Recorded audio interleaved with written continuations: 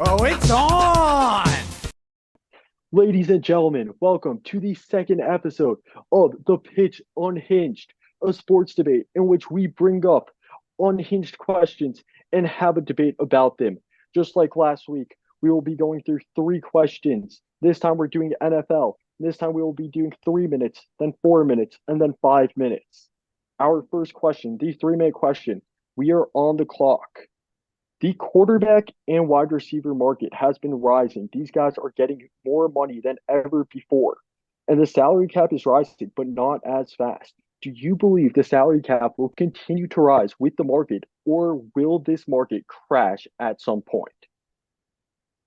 I think that contracts, especially in the realm of quarterbacks, are moving up at an exponential rate that I don't think the salary cap could keep up with. So with that being said, I think what the future holds is that, the players who really deserve these top contracts will get them, but anything under those top tier level of quarterbacks, teams are just going to look to replace them with young talent, players who can get the job done and win games, without the need to pay these super high contracts. So I did agree with you until very recently. Because recently, just a couple weeks ago, Jared Goff entered the 50 million club. And Jared Goff he's a good quarterback. He's a great quarterback, but he's not an elite quarterback. And him entering this club kind of skews the club. If you look at the guys in the club, their supporting casts are not as great. Joe Burrow is the highest paid quarterback in the league.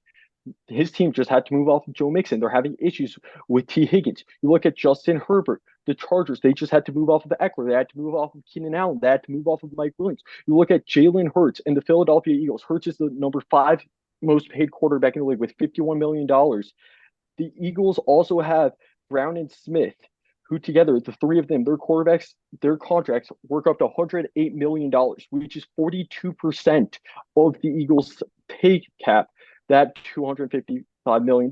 I don't see how you could build a good 53-man roster when three players are taking up 42% of your salary cap. And if you look at the quarterbacks that are up for new contracts, they're better than some of the guys in the $50 million club. So I don't see how their teams are going to continue to build. You look at Tua, you look at Dak, you look at Brock Purdy, you look at Jordan Love. These guys are up for extensions. And sure enough, the Dolphins are already cutting players. They already moved off of Xavier Howard. The Cowboys, they're avoiding spending. They said that they were all in this offseason, and then their big move was Ezekiel Elliott because they know that they're going to have to give Dak Prescott about $55 million. And Brock Purdy with the 49ers. They have so many great players on that team, such as Debo, Brandon Ayuk, CMC, also on defense with Bosa. I don't see how they're going to pay Purdy and keep the squad together. Then the Packers, they're also in an odd situation with Jordan Love. They gave him his $22 million extension for 1 year because he sat for so long. I think that teams are going to move. Oh my God, I have 12 seconds. Going to move to a Vikings model where they replace these talents with guys from the draft, such as Jordan Allison replacing Thielen, Justin Jefferson replacing Diggs, and I'm out of time. Alexander Madison replacing Cook, and JJ McCarthy replacing Kirk Cousins. All right, I'm out of time. Let's move on to our second topic. Now move on to our second segment, the 4 minute segment. We're on the clock. Shabtai, you have prepared one team that you believe will go worst to first in this upcoming season. Which team have you prepared for us? The team I chose that I think will make a 360 turnaround this season is the Chicago Bears. Finishing seven Okay, and going 10, classic. finishing 7-10 last season, and finishing at the bottom of their division, was definitely not ideal for them, but I think this offseason was very big, and they'll turn around this upcoming season. They drafted their franchise quarterback in Caleb Williams, and I think in addition to gaining Keenan Allen, their passing game will improve greatly, especially after having the 27th best passing stats in the league this season. As far as the rushing goes, they had the second most rush yards this past season and added running back DeAndre Swift to help with that crew as well. And as far as defense goes, they got secondary help from Kevin Byard, Jalen Johnson, and Jonathan Owens, which would really solidify that secondary that they have. So with all those So I pieces, have three concerns. I have three Okay. concerns about this team. Number one, Matt Eberflus. He's 10-24 as a head coach. That's not good. He shouldn't still have a job. He's not going to take this team to the playoffs. Number two, their defense. You mentioned that they brought in guys like Kevin Byard. I don't think that makes the 20th scoring defense in the NFL an above average defense. It'll move them up to probably about 16 or 15, but I don't think it makes them anything special. Number three, these expectations for Caleb Williams are crazy. Williams has character issues, and he has a couple of issues. He wasn't amazing in that game against Notre Dame for USC. He's going to be good, but he's not Superman. People think that he's going to come in and make the Bears a Super Bowl contender. He's not going to make a 180 turnaround in this franchise. He's a rookie quarterback with some character issues, with some other issues. Also, their offensive line shaky. I think they'll be better. They went 7-10 last year. Yeah, they'll go 9-8, maybe 9-8. But I don't think they're going worst to first in one season. I don't know. I really think that Caleb Williams is the real deal.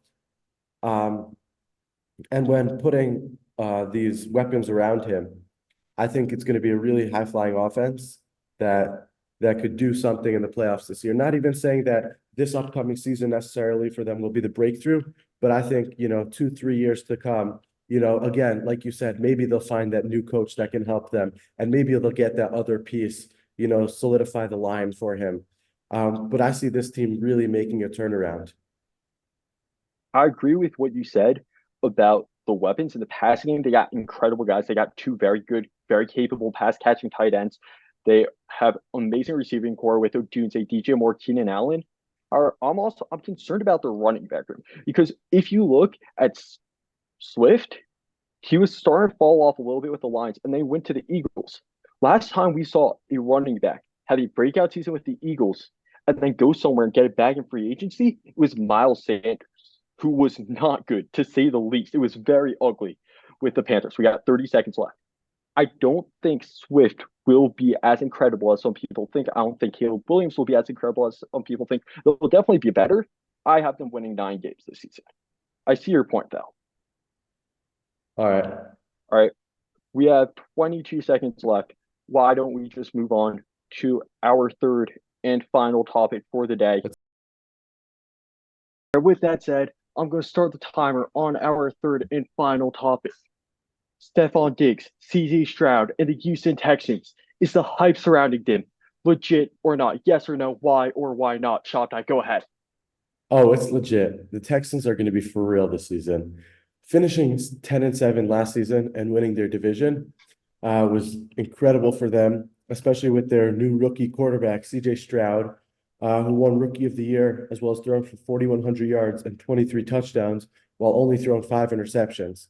In addition, they already have Nico Collins, who went for 1,300 yards and 8 touchdowns, as well as Tank Dell, who went for 700 yards and 7 touchdowns. And they're adding And the Dylan Stroud's electric. stats were especially impressive since they both missed time. For real. And adding Diggs to that receiver group is just going to make things so scary, as well as adding Dalton Schultz, who went for 635 yards and 5 touchdowns last year. So you think that adding Diggs is going to be impactful? Because if you look at the guys they have on their roster, they have 6 guys on their roster who are in the top 141 in scrimmage yards in 2023. So Diggs is going to have to compete for the ball because he's not getting the ball more than Tank Dell or Nico Collins. And then they got to run the ball. So he's not going to get the ball more than Mixon. So he's going to be left competing for number 4 with Schultz. And if you look at the second half of the season, especially you as a Patriots fan, you probably noticed that Diggs was starting to fade. And receivers that switch teams in the latter half of their career have a history of starting to disappear. You look at Hopkins in his final full season in Arizona, he went for 1,400 yards and 6 touchdowns. In his first full season in Tennessee, he barely broke 1,000 yards, and he did have 7 touchdowns. Then you look at Kenny Galladay, for example. His final full season in Detroit, he had 1,190 yards and 11 touchdowns. In his first season with the Giants, he had 521 yards and didn't score once. Then you look at OBJ with 13 games with the Browns and Rams, he had 5 touchdowns and 551 yards. This past season, 14 games, 1 game more with the Ravens.